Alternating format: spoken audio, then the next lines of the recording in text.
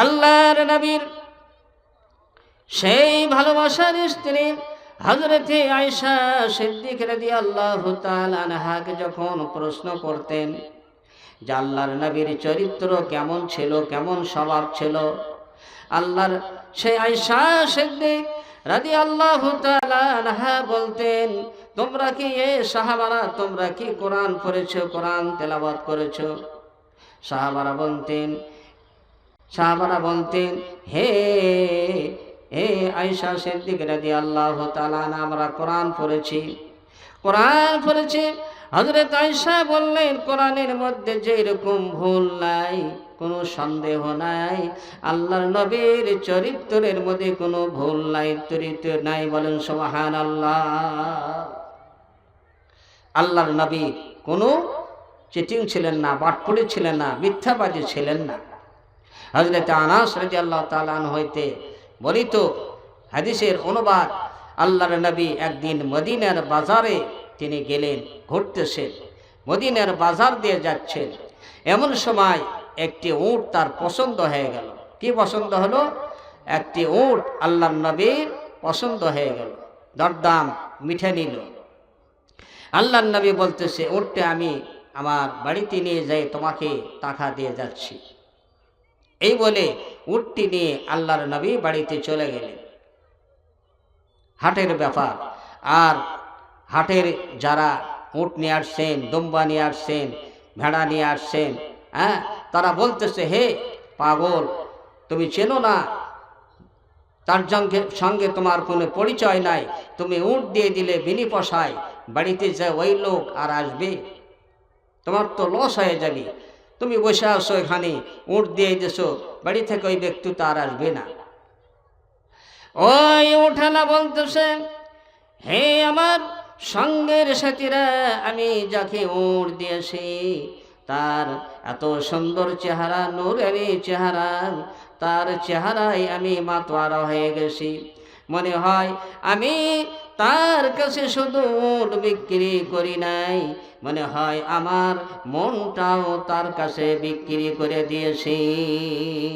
বলেন সুবহানাল্লাহ।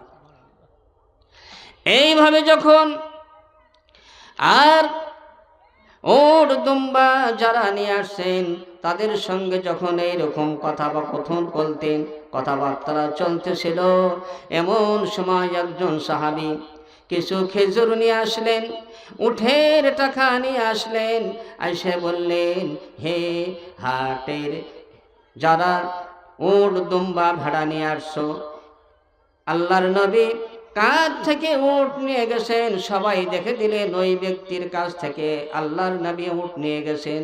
আমরা আল্লাহর নবীকে চিনি না, একজন টুপিওয়ালা, জুব্বাওয়ালা, পাঞ্জাবিওয়ালা, মাথায় পাগড়ি আছে, উট নিয়ে গেছে, আমরা তাকে ভালো মতে চিনি নাই।